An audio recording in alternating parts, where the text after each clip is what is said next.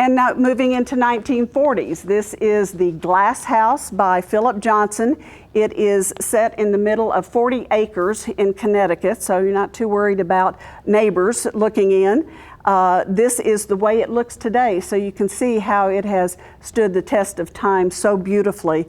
And Philip Johnson, of course, being such a big part of Houston architecture, he has influenced the skyline so well. We have the Nations Bank downtown, Transco or Williams Tower, lived in Houston too long, call it Transco, the Water Wall, University of St. Thomas campus, and the architecture building at the University of Houston are some of the really important pieces, buildings that he's designed for us.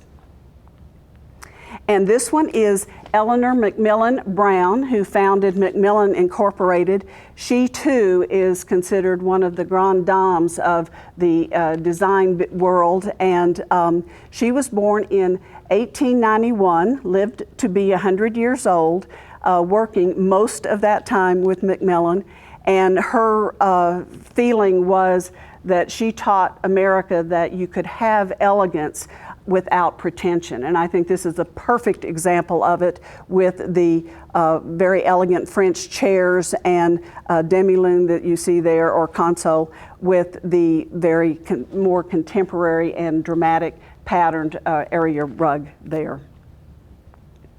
Another one, is this great? In the 40s, keep up the homes we're fighting for. Another ad by Star. There were 4-star stores at the time, so kind of a play on words that you got a 4-star American home. And gone are the days we could get the whole thing for $198, but I love the idea of supporting our troops, and I think that's just a wonderful personalization that Star has from their archives.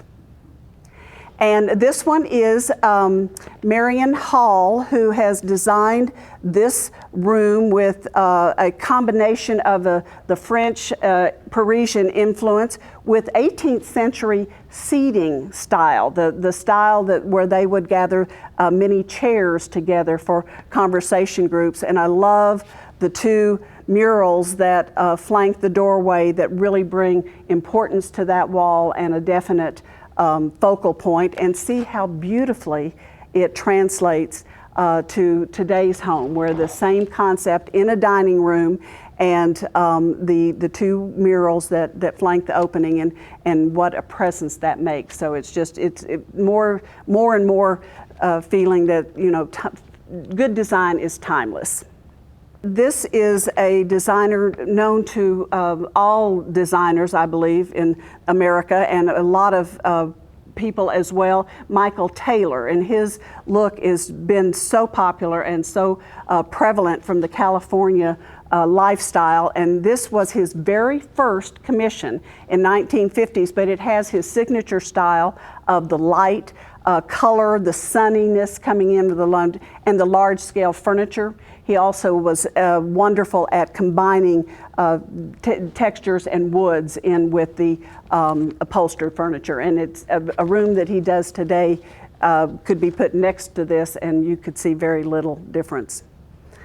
Who could forget the 60s, the pop art that is with us still, and here you have a grouping of the contemporary furniture of the day plus the art, but married with the oriental design of the accessories and the chairs flanking the shelves, but showing how well these contemporary and oriental and mixing styles will actually work in interiors.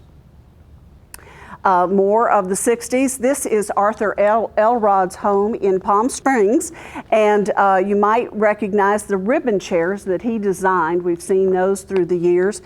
He designed the ribbon chairs plus this curved sofa to maximize the views of this home that was built in the 60s by John Lautner. So again, timeless design.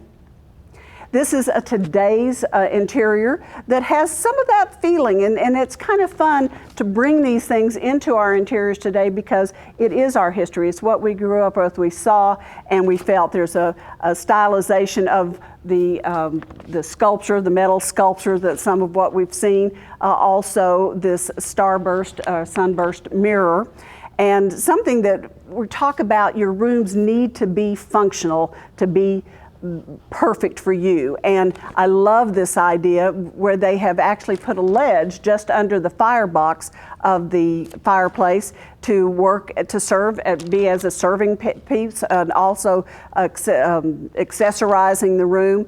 And then underneath having the wood right under there that is housed right beneath that ledge, which I think is very appropriate for functionality. Not so much in Houston when we only use the fireplace a couple of days a year, but a great concept. And back to the 60s, Star Furniture did a presentation in a home furnishing show that you can see is in some stadium or some Coliseum type environment where they've brought in the furniture of the day of the 60s in a very comfortable setting. Gotta get your style, gotta get your style.